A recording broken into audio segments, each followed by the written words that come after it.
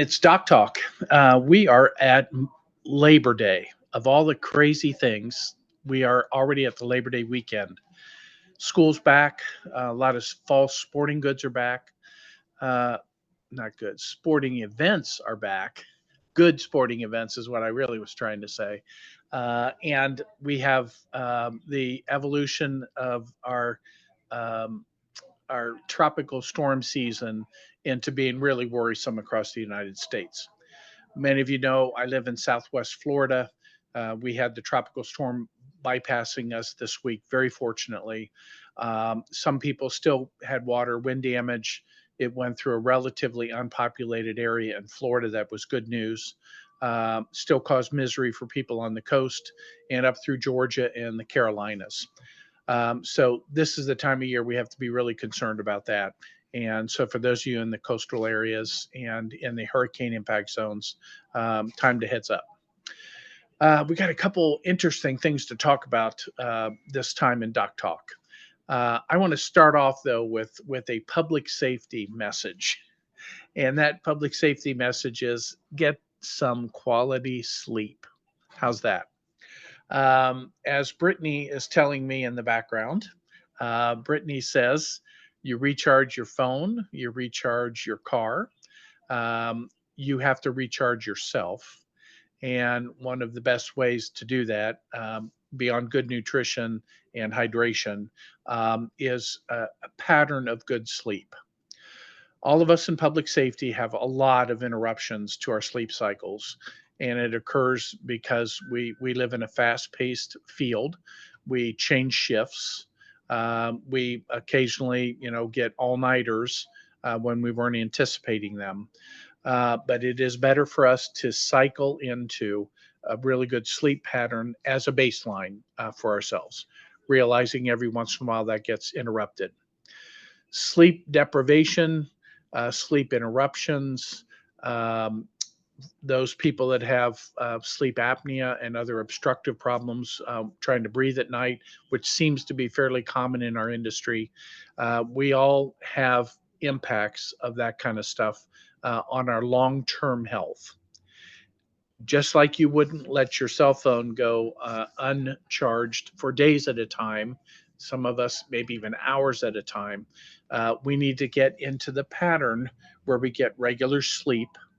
And there's what's called anchor sleep, which, based on your lifestyle, is a period of time where your body is normally used to sleeping. And oftentimes, when you sleep with the greatest ability to recharge your system. Mine happens to be in the earliest part of when I sleep. There's other people who it's at the end of the time that they sleep, and they run their life around when their anchor sleep is, and that's really important. Otherwise, sleep deprivation, interrupted sleep, insomnia lead to mood swings, poor behavior when it comes to diet, gaining weight, feeling lethargic, not being able to do your job, not being as proper as you should in your interpersonal relations. So you're short with people, or you're not able to stay awake during critical events that are happening. You can evolve some substance use issues. Let's just put it that way. If you're not sleeping regularly and are requiring chemicals to go to sleep, in particular, if those chemicals are things like alcohol and other things. So it's best to avoid problems before you get to that. And in the public safety arena, um, keep some control of your schedule. Be able to recognize when you may have some interruptions that occur because of family events, work events, and other things. We have people who do really well, working on the night shift, as long as their day sleep patterns aren't interrupted significantly. And sometimes that happens, and they have to get as quickly as they can back to the cycle that works well for them. So I want to remind you, in terms of taking care of yourself personally, that sleep is a really important element of it. And you do it for your devices, please do it for yourself. All right, we're moving into the fall, and there's so many moving pieces this year. And you're going to hear a lot of messaging about vaccinations, and prevention of disease moving into the fall. I want to begin the discussion of how we're going to do that for the fall. Frankly, the most exciting news that is coming out now is related to the prevention of RSV infections. It's got a long name, respiratory syncytial virus, RSV. It has been over the years known mainly as a disease of children, and in particular the littlest of children. So under age 2 is when children are most at risk for having RSV infections. Those then involve the kids having a lot of mucus drainage, a terrible sounding cough. Some of them will croup as a result of that.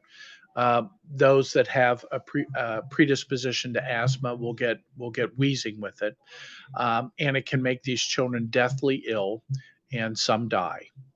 RSV is an infection that we have not had prevention for in the past, and it is spread very easily amongst the children.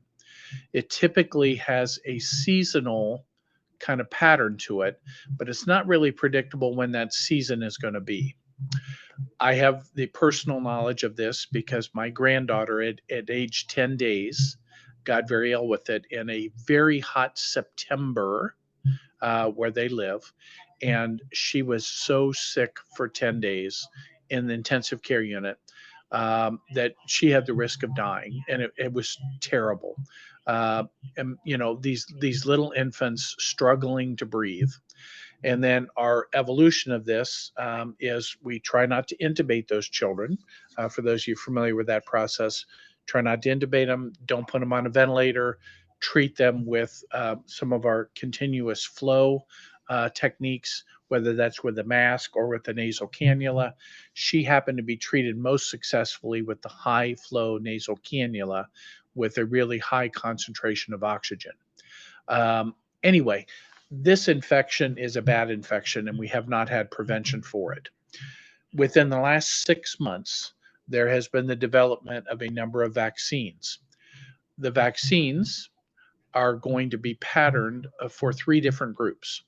One vaccine is for seniors, and those seniors we have found during COVID times are at risk for RSV because in the course of COVID over the last 3 years, we have been testing a lot of people for infectious diseases and finding the elders getting RSV. Now, that may be because your RSV protection will wane.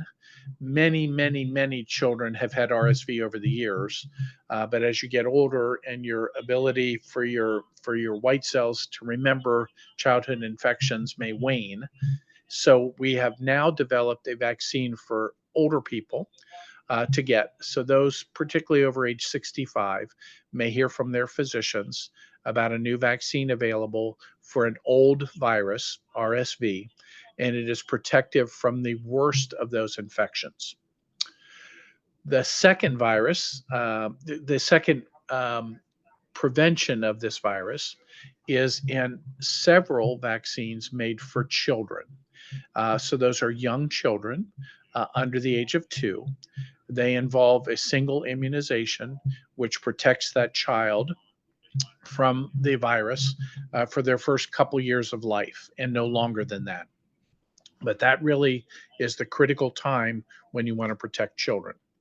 The third type of vaccine that has been announced over the last couple weeks is for pregnant women to get it during the second, early third trimester of their pregnancy. When they develop the antibodies, they pass them through to the child, and that child gets protection from RSV. That's a very smart strategy. Our prior vaccines for children have not worked because we've been given, if you will, a killed version of the virus to the little children, and they have not been able to build the antibodies to it to protect them. So we're using different strategies, like giving mom an immunization that passes through the antibodies to the child, or giving the children what are essentially monoclonal antibodies that protect them during their worst risk time as infants. That's particularly relevant for the children who are the weakest. So those that are born prematurely, those that have congenital diseases, those that have other risk factors that knock out parts of their immune system. So RSV, I want to tell you, we've never had the opportunity to protect the population like we have with these recent 6 months worth of developments in the RSV arena. So be aware of it, discuss it with your physician, discuss it with the pediatrician taking care of your child. And for those of us in fire and EMS, we may get involved in vaccinations for our most at-risk populations in our service areas. We may hear about that as we go into the fall. All right, let's switch and talk about the other respiratory diseases because there's news coming up about them. Our seasonal flu. In the southern hemisphere, we've had some extensive outbreaks of the flu. Nothing that really triggers big warnings, but enough of a flu pattern in the southern hemisphere over their winter that we're preparing for it now. There's a 4-component seasonal flu vaccination that looks to be a good match for what's going on across the globe. And for those of you who have the risk factors that make seasonal flu vaccines a good idea, we're going to be ready starting probably the last week of September and into October will be the prime time for people to think about flu vaccination. The other disease of note, COVID. COVID has been increasing in the number of patients having it since July. So we've had an uptick in cases. We've had some uptick in hospitalizations. In general, the hospitalizations have been people with underlying risk factors and people who have not had multiple vaccinations or infections that protect them. What has happened over the last year, we've been developing a new vaccine for COVID. It will be released about the third week of September. It is created for the newer variants of COVID. So it's a new generation vaccine. So, if you will, think about this like you would think about seasonal flu immunization vaccines. We change them every year based on what is circulating. As we learn more about COVID, we used to think of COVID as just a single disease. Now we know there's variants. And as those variants begin to change, we're going to change the vaccine probably year to year to accommodate the new variants of COVID that are moving across the globe, but more particularly for this country. Many of you have now heard of people who've had COVID over the last 2 months of the summer, and those people got sick. I got to say, generally not as sick as they were 3 years ago. Not at risk of losing their lives, not going into the hospital, do their swab, it's positive. They stay home for 5 days, they mask up for an additional 5 days, their symptoms clear. Some of them have been treated with Paxlovid, which is the oral agent, 5-day course for treating COVID. And those strategies aren't changing, but we are going to hear about the COVID vaccination. We will probably start off with a strategy in this country of immunizing those at risk for infections. So that's again the immune compromised and senior members of the population, that they will get the new adapted version of the COVID vaccination. And then some good decisions and recommendations will come out to the other age groups about whether they should get vaccinated or not. Be aware that COVID is going around, and be aware that sometimes it may get numerous enough in a community that it will trigger some people to go wearing masks again, and for hospitals to adapt to wearing masks again. I just got to say, at the end of season here, a lot of GI bugs going around. And as the kids have gone back to school, the little norovirus still is an ornery little critter. That's the one that gives you the vomiting and the diarrhea and makes you miserable for 24 hours. It seems to be prevalent right about now. And we get into August, and we always get some foodborne outbreaks. People eating raw fish and other things can get kind of nasty GI infections. So there's some of that going around. And oftentimes that happens at this time of the year, and it happens more frequently in the kids as they go back to school and share their bugs again. So we are at a good state in the country in terms of health. We are prepared for the tropical season. Things are going to start cooling down. Kids are back at school and we're into fall activities. We don't have any major outbreaks of really dangerous diseases that we're going to talk about. We will move into the vaccination strategy discussions as we go through the fall. That's a good thing.